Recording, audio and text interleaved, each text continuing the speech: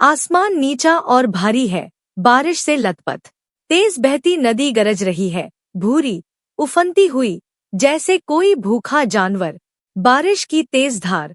किनारे पर एक बुजुर्ग औरत खड़ी है, उसके बाल सफेद बंधे हुए, उसकी साड़ी पुरानी भीगी हुई। वह एक जंग लगी रेलिंग पकड़े हुए है, उसके चेहरे पर बूढ़े हाथ, कांपती उंगलियां। अचानक एक आवाज, कमजोर, दयनीय, एक छोटा पिल्ला पानी में बह रहा है। उसके छोटे पंजे बेतहाशा चल रहे हैं, लेकिन पानी उसे घसीट रहा है। उसकी चीखें नदी के शोर में खो रही हैं। कैमरा करीब आता है, उसके चेहरे पर चिंता और तुरंत फैसला आ जाता है। वह इधर उधर देखती है, एक लंबी लकड़ी पड़ी है, कांपते हाथों से वह उसे उठाती है, रेलिंग को कसकर पकड़ती है और नदी पर झुक जाती है। कीचड़ में पांव फिसल रहे हैं, बारिश उसके चेहरे पर थप्पड़ मार रही है। स्लो मोशन, वह लकड़ी बढ़ाती है, पिल्ला बहता जा रहा है। बस आखिरी पल में लकड़ी उसके पेट के नीचे लगती है, वह खींचती है जोर से। नदी का बहाव रोक रहा है, लेकिन वह हार नहीं मानती। एक आखिरी झटके में पिल्ला पानी से बाहर आ जाता है। वह पीछे हटती है, भीगे कांपते पिल्ले को अपने सीने से लगा लेती है। राहत उसके चेहरे पर फैल जाती है। धीरे धीरे, कदम दरकदम, वह खतरनाक किनारे से दूर चली जाती है। एक चरमराता दरवाजा खुलता है, अंदर गर्म पीली रोशनी है। एक छोटा साधारण घर, लेकिन सुरक्षित। वह एक चौकी पर बैठती है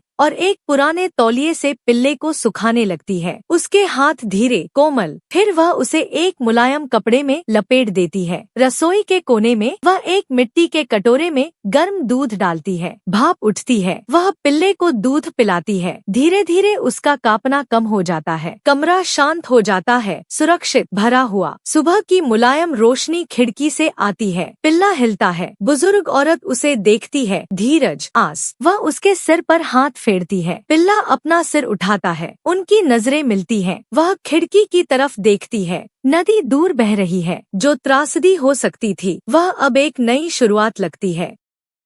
वह पिल्ले की तरफ मुड़ती है, उसके होंठ खामोशी से एक नाम कहते हैं। उसके चेहरे पर एक हल्की मुस्कान आ जाती है।